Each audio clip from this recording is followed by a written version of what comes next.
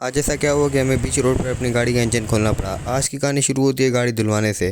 सबसे पहले हमने अपनी गाड़ी धुलाई और गाड़ी धुलवा कर जब हम एलपीजी वाले के पास पहुंचे तो गाड़ी के रेडिएटर से पूरे धुएं निकल रहे थे। हमने जब वहाँ रेडिएटर खोला तो रेडिएटर में पानी तो था लेकिन बहुत ज़्यादा हीटअप हुआ था। उसके बाद घर पर गाड़ी खड़ी करने के बाद हम पहुंचे बिस्मिल्लाह सलातीन होटल पर। वहाँ से खाना खरीदने के बाद हम गए घर और जब उसे चखा तो पता चला फिर मैंने पढ़ाई की और पढ़ाई के साथ जब मैंने खाए चाय पापे तो पता चला मुझे कि लाइक और सब्सक्राइब भी करना है।